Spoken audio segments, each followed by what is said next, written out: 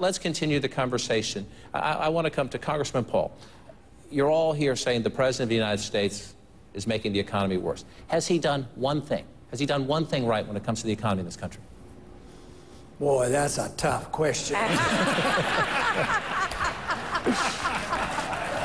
No, I can't think of anything, but may I answer the question that you alluded to before about whether or not 5% is too optimistic.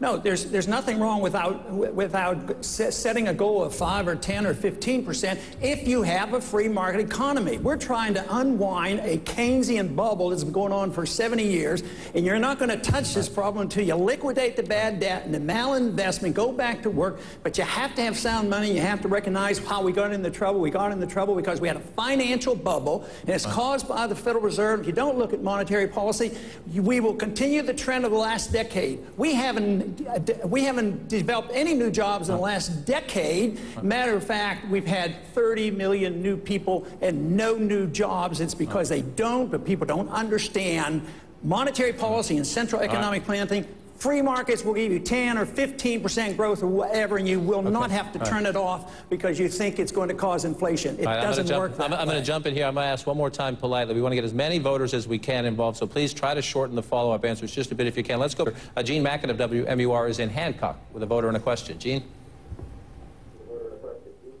Thanks very much, John, and welcome to the Hancock Inn. I'm standing here with Mike Patinsky. He is a small business owner from Harrisville, New Hampshire. And Mike, what question do you have tonight?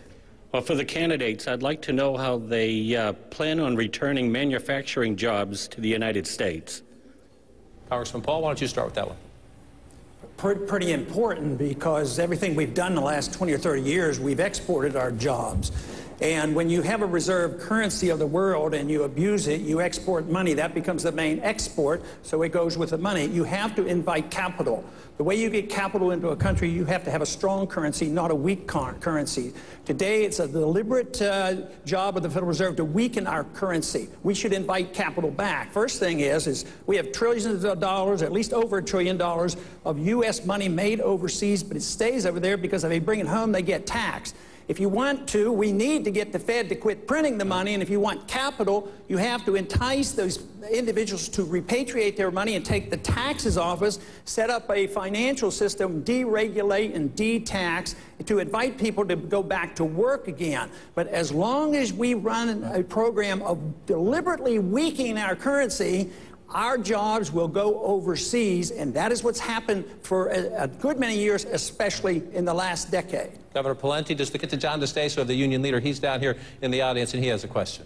John, the federal, Congressman Paul, this is for you. The federal government now assists many industries, green jobs, the auto industry, research and development, all get subsidies.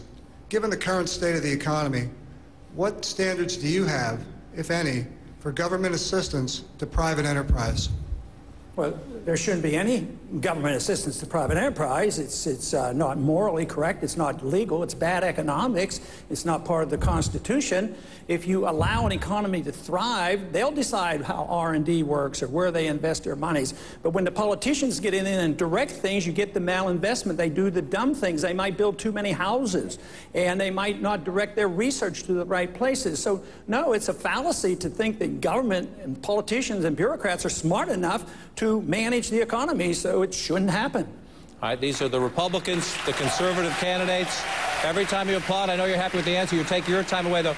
We would expect to get an answer, less government is better. One of the questions we want to explore tonight is when. When do you reach that extraordinary moment where the government might want to do something? Mr. Kaine, I want to ask you, because you're a businessman who... So let's, Congressman, come into the conversation. As you do, don't make it just about foreclosures. This is an interesting topic of discussion, especially when money is scarce and you got to start cutting. It's the question of priorities. What should the government be doing? And maybe what should the government be doing in a better economy that it can't do now that has to go? So talk about foreclosures a bit, but then tell me something. If you were president, and you were dealing with it in your first few weeks, you said, I might like to do this, but I can't afford to do this. Be as specific as you can. What goes? I would want to do much less, much sooner. The government shouldn't be involved. When you take the bankruptcies, we've been doing a whole lot. We've been propping them up. We've had the Federal Reserve buy all the illiquid assets which were worthless, stick it with the taxpayers. People who made the money when the bubble was being blown up, they're the ones who got bailed out. But you want the correction. Corrections are good. The malinvestment and the bubbles are caused by the Federal Reserve and the government, and we keep propping it up. And that's why this is going. It was predictable it would come. It's predictable it's lasted 3 years, and it's predictable as long as we do what we're doing in Washington, it's going to last another 10 years. We're doing what we did in the Depression. We are doing what the Japanese have done. You need to get the prices of houses down to clear the market, but they're trying to keep the prices up. They actually have programs in Washington. We're stimulating housing. You need to clear the market, and then we can all go back to work. But what we're doing now is absolutely wrong. Let me give you another topic. Right now, I want to go down to our audience.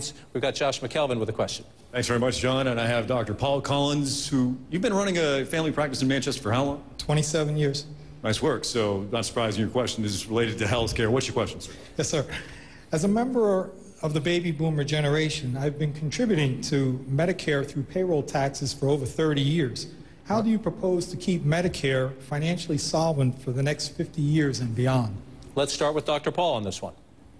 Well, under today's conditions, it's not solvent and won't be solvent. You know, if you're an average couple and you paid your entire amount into Medicare, you would have put $140,000 into it. And in your lifetime, you will take out more than 3 times that much. So a little bit of arithmetic tells you it's not solvent. So we're up against the wall on that. So it can't be made solvent. It has to change. We have to have more competition in medicine. And I would think that if we don't want to cut any of the medical benefits for children or the elderly, because we have drawn so many in and got them so dependent on the government, if you want to work a transition, you have to cut a lot of money. And that's why I argue the case that this money ought to be cut out of foreign welfare and foreign militarism and corporate welfare and the military-industrial complex. Then we might have enough money to tide people over. But some revamping has to occur. What we need is competition. We need to get a chance for the people to opt out of the system. Just to talk about opting out of Obamacare, why can't we opt out of the whole system and take care of ourselves? All right, let's continue the conversation. Governor Pawlenty, Congressman Paul, does faith have a role in these public issues, the public square, or is it a personal issue at your home and in your church? I think faith has something to do with the character of the people who represent us. And law should have a moral fiber to it, and our leaders should. We shouldn't expect us to try to change morality. You can't teach people how to be moral. But the Constitution addresses this by saying, literally it says no theocracy, but it doesn't talk about church and state. The most important thing is the First Amendment. The Congress shall write no laws, which means Congress should never prohibit the expression of your Christian faith in a public place. Okay, great. Let's get down. Josh McKelvin, let's continue the conversation. Thank you. Good job. While we're on the topic of faith and religion, the next question goes to Mr. Kane. On that point, to voters out there for whom this is an important issue, let's try to quickly go through it. Let me start at this end. We'll just go right through. I'll describe it this way. Are you a George W. Bush Republican, meaning a constitutional amendment to ban same-sex marriage, or a Dick Cheney Republican, who, like I believe the Congresswoman just said, says this should be made, this decision, same-sex marriage, should be a state's decision? State's decision. John, I support a constitutional amendment to define marriage as between a man and a woman. I was the co-author of the state law in Minnesota to define it, but now we have courts jumping over that. The federal government shouldn't be involved. I wouldn't support an amendment, but let me suggest one of the ways to solve this ongoing debate about marriage, look up the dictionary. We know what marriage is all about, but then get the government out of it. Why doesn't it go to the church, and why doesn't it go to the individuals? I don't think government should give us a license to get married. It should be in the church. Governor Romney, constitutional amendment or a state decision? Constitutional. Mr. Speaker? Administration. I would not work to overthrow it, but we have to remember rights don't come in groups. We shouldn't have gay rights. Rights come as individuals. If we wouldn't have this major debate going on, it would be behavior that would count, not the person who belongs to which group. Leave it in place? What you inherit from the Obama administration, or overturn it? Well, one, we ought to be talking about the economy and jobs. But given the fact you're insistent, the answer is I believe that Don't Ask, Don't Tell should have been kept in place until conflict was over. Mr. Speaker? And so, Dr. Paul, to you on this one, the question comes up, though, once they're in the country illegally, you have compassion sometimes bumps up against enforcing the law and state budget crises. A 5-year-old child of an illegal immigrant walks into an emergency room. Does the child get care? Well, first off, we shouldn't have the mandates. We bankrupted the hospitals and the schools in Texas and other states. We shouldn't give them easy citizenship. We should think about protecting our borders rather than the borders between Iraq and Afghanistan. That doesn't make any sense to me. But on coming in, you know, there was a time when government we didn't depend on government for everything. There was a time when the Catholic Church actually looked at them. Should they get care? Should taxpayers have to pay for that care? No, they should not be forced to, but we shouldn't be penalizing the Catholic Church because they're trying to fulfill a role, and some of the anti-immigrants want to come down hard on the Catholic Church, and that is wrong. If we believed in our free society, matter of fact, this whole immigration problem is related to the economy. People aren't coming over as much now because it's weak. When we had a healthy economy, some of our people didn't work and people flowed over here getting jobs. So there is an economic issue here as well. But no, if you have an understanding and you want to believe in freedom, freedom has solved these kind of problems before. You don't have to say, oh, you're not going to have care, there won't be any care, and everybody's going to starve to death and die on the streets without medical care. That's the implication of the question. That's just not true, and you shouldn't accept it. Mr. Kaine, another issue that's come up in recent years is this debate. John DeStaso down on the floor has a question. Thank you, John. Congressman Paul, this is for you, but John, if you don't mind, I'd also like to hear from Governor Romney and a couple of the other candidates, because it relates to a specific New Hampshire issue with a national question. Here in New Hampshire, there is a popular bill that is being considered by our state legislature that would restrict the state's power to seize private land to build a power plant or a transmission facility. Should governments at any level be able to use eminent domain for major projects that will reduce America's dependence on foreign oil? No, we shouldn't have that power given to the government where they can take private land and transfer it to a private industry.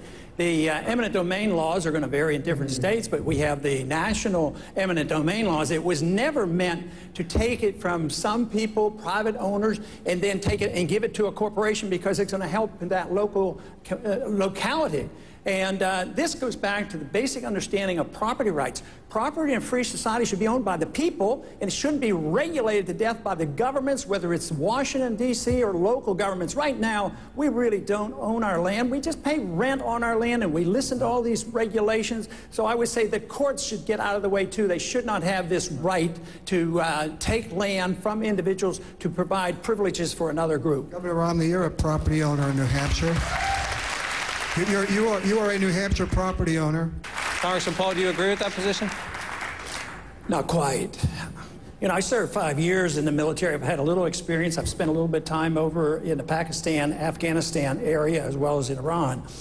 But I wouldn't wait for my generals. I'm the commander-in-chief. I make the decisions. I tell the generals what to do, and I'd bring them home as quickly as possible, and I'd get them out of Iraq as well, and I wouldn't start a war in Libya. I'd quit bombing Yemen, and I'd quit bombing Pakistan. I'd start taking care of people here at home because we could save hundreds of billions of dollars. Our national security is not enhanced by our presence over there. We have no purpose there. We should learn the lessons of history, and the longer we're there, the worse things are, and the more danger we're in as well, because our presence there is not making friends, let me tell you. Governor Plenty, a growing number of past, people in New Hampshire love the future. Well, I've learned that with a group here that disagrees on some issues, we can talk about it and be civil to each other. Governor?